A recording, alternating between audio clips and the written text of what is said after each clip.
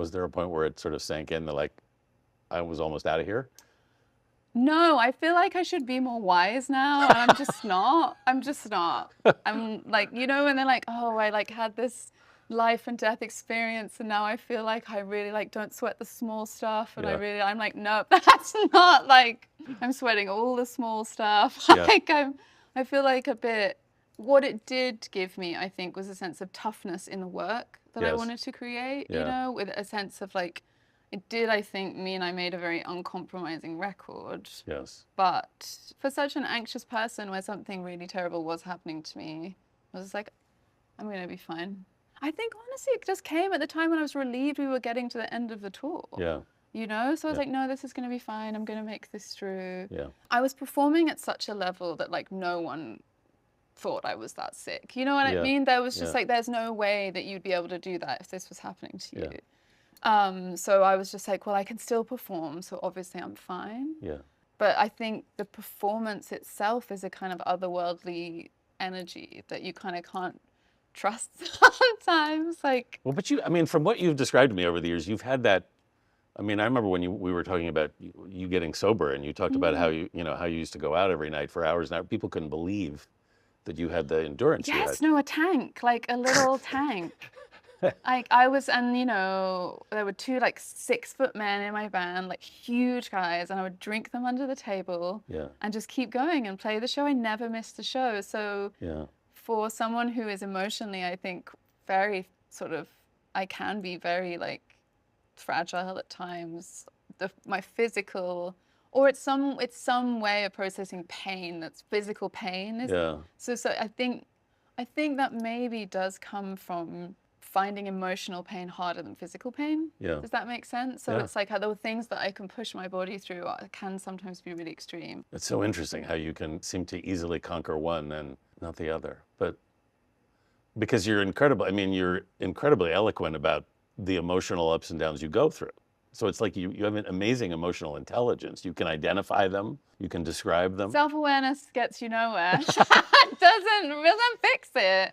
You just know that it's happening. It doesn't make it better. Like, Well, sometimes it feels better if you at least understand what's happening. I know, but it doesn't. I understand what's happening. It doesn't stop. Like, Yes. That's very true.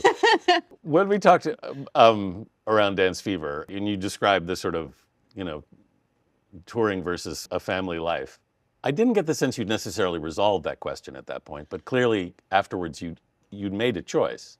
when you finish a tour, Yeah. you get this rush of energy to like make something again. Yeah. And either that was like an album, or I was going to try starting a family. And Yeah. you know, after Dance Fever, that's kind of I did go into it with a lot of like Yeah. feelings of like hope, really. Yeah. Like hope and excitement, and Yeah. you know, why I went back to making work is like I do not want this to overtake my identity. You know, the fact that this went wrong, I wanted to go back to a place where I felt strong.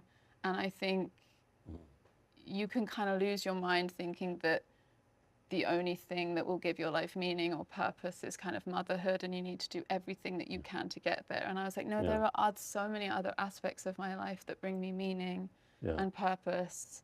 And if that happens for me one day, that's amazing. But also I kind of wanted to go Yeah. to the place which brings me so much meaning in a Yeah. different way. So how would you describe where you are now? Oh my God, I have no idea. How am I? You don't need to have an idea. How am I now? I'm at the phase where I forget. You make an album and then you just forget you have to do all this stuff. I was just like, what do you mean? Like, Yeah. why? And I'm at the phase where I forget that you know, I just forget that I have to do this. And, you know, I think, and I forget I have to go on a tour. So, you know, there was like, you live in, I think when something that happens to you, you live in two parallel universes, and there's one where it didn't happen, and you Yeah. had a totally different life. Yeah. And sometimes I am in this life, even when things are going well, and wondering what that other life looked like, you know? Yeah, And yeah. that does, like, as the sort of stresses of the album, like, the vague humiliations of fame Yes. line, as they build up, there is some kind of like, oh, what if what had happened to me hadn't happened to me? What would my life look like then? Right. So there is a sort of like bittersweet feeling to it. You said something in one of the conversations about when you made the record with Taylor and you performed with her. I think you said you learned something when you were performing with her, or you saw something that you maybe not seen before. Oh, I was just like, performing in a stadium is amazing. I was like, performing in a stadium is so fun. Yeah. But I was just like, I would have to change so much of my like work ethic and the way that I to get here. You know what I mean? I was like, oh, Yeah. this is incredible. I would really have to like change my like level of output if I was to actually want to get to stadiums. But it was one of the most amazing experiences. What was special about it for you? Honestly, just like the atmosphere inside of there was unbelievable. It was unbelievable. It was like no other experience. What did you feel? Just like the electricity, the like passion of her fan base. You have to go and experience it in person. It's something else. Like it was really beautiful. You said that when you were originally thinking about this album, you thought of structuring it in the terms of TV episodes. Yeah. Which I didn't in the end. You're a huge Buffy fan. Well, that's why I was going to call the album Season 6, because Yeah. of Season 6 of Buffy, the Vampire Slayer. I was kind of comfort watching, as I was wrapping up Dance Fever or having to send in mixes, I kind of went back to watching Buffy the Vampire Slayer as a sort of another coping mechanism. What do you get out of Buffy? Really, the fact that she has these like superpowers, but she just wants to have a normal life. Yes. Do you know, like, I'm like, I get this. I understand this. I understand this. That sense of like, she has to do these crazy, like, superhuman feats. Yeah. And then all the time she just wants to be like a normal high school girl. I'm like, I kind of really understand that. Yeah. That's the battle, isn't it? Yeah. But then she's literally battling. Yeah. And she's in life and death situations. Yeah. And then having to come back and like be a superhero. Yeah. One last lyric I wanted to ask you about in Music by Men. The line, "Let me put out a record and not have it ruin my life." Does it ruin your life every time? There's always like something. There's always something that happens on every record that I guess it's not life ruining, but it's always a cost to your personal life, even just being away, even just like being a public person. Yeah. Even like putting your personal life out there, it affects the people in your life. Like there's always some sacrifice of your personal life, whether that's just time or there's always a tax on your personal life. But by the same token, I mean, it sort of feels like you couldn't not do it. But you always choose the song, you know? You always choose the song, and so... Why do you always choose the song? Because it's sort of like, it's the sacrifice to you, but it's the kind of the gift to everyone else. Yeah. You know, like you kind of... It just makes for better art, I think. Like, it makes for better work. Yeah. And if someone gives something to me in a song, I'm so grateful for them. You know, it's about like commitment, I guess. It's like a dedication to the work. It's like you kind of intimate with the world and it affects your intimacy with those closest to you, basically. Yeah. And that's the kind of like deal you're making at that point. But you have to make that deal if you're going to make art. On some level, like, it only works really if it costs you something. Really?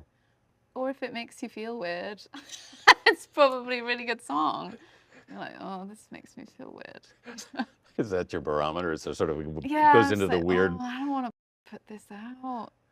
And then it's everyone's favorite song. Like I don't send songs sometimes because I'm like, they're gonna love this one and this one's gonna make my life a nightmare. And if I play it to people, they're like, you need to put this one on the record. I'm like, oh, I'm gonna have to do some explaining. Yeah. Like, I think like I'm always gonna want to make work, but I'm also interested in changing. You know? Yeah. Like letting go of control on some level, and like it would be interesting to me almost how that would change my work. You know, motherhood. Sure. You know, I have this feeling like I don't want to stay the same forever. You know, I don't want to try and like preserve myself in amber as this particular version of me that to like accept change and accept like becoming a different person might be really interesting creatively. Yeah. I'm interested in like what those changes might bring to me Yeah. creatively, because you also like, I think you have to allow yourself to change. Otherwise, also you're always going to be writing about the same stuff. Yeah. You know? Plenty of painters have basically painted the same thing. That's true, and I do think it is expected of women often to be like reinventing themselves all the time and to Yeah. not have like. And I think I actually do have themes that I just really enjoy going back to. Yeah. Sometimes it's like more expected of women to be like reinventing or like Yeah. like make it new, make it more interesting from us. And I Yeah. actually kind of love it when people are exploring the same themes over and over again. Yeah.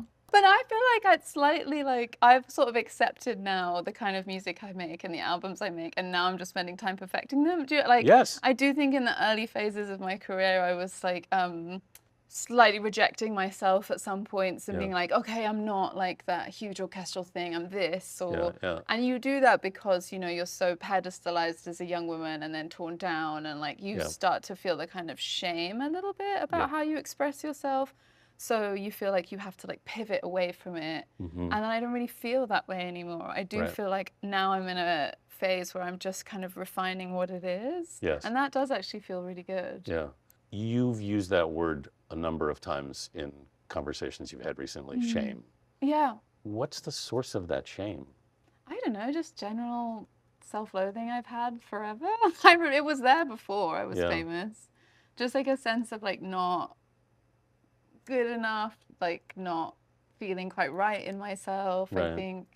So it's kind of like, and then you know, you thrust yourself into music, and because you want to feel good about yourself, it's not the place to find that. No, don't do it. You're looking in the wrong place. So many people love your music. You must have gotten something back. No, it's much better now. I think like it's much better, and I think I look for validation in it less. You know, like it has much more become about the work and less about what people think about me, the person, which I think is also getting older and being in a later phase of my career, which I really appreciate. Yeah. I don't feel it so much, but I think this album almost deals with sometimes processing how it felt, if you know what I mean. Like I'm able to now look back on it in those periods where I felt a lot of shame about like how big my feelings were or my expression was or how big my music was. And I can look back on it now and be like, oh, that wasn't about me, you know? Yeah. And this album is almost kind of like realizing that and sort of and embracing the bigness and sort of like releasing from that shame a bit. I hope so, because I think that's what everybody loved about you to start with. Yeah, so I think I feel free from it in some levels. Yeah. You know, I feel free from trying to please people or trying to be anything other than what I am. In your mind, what's success in a song? Or do you even think in those terms? It feels incredibly successful when you're making it. As soon as you have to sign it off, you feel incredibly unsuccessful. You know, like there's a trajectory where like, this is the most amazing song anyone has ever written. This is terrible. Why would you ever put this out? And then like, oh no, I think this is good. That's where it goes. Like it goes all over the place. Success, I think, is where I feel like it takes over my whole body and I'm kind of released from something in it, you know? Okay. And where the picture is really clear. Yeah. Like the picture of where you are in space is really clear. It is almost like, I guess, you're like creating a landscape. And if that landscape's really clear, I feel like that's successful.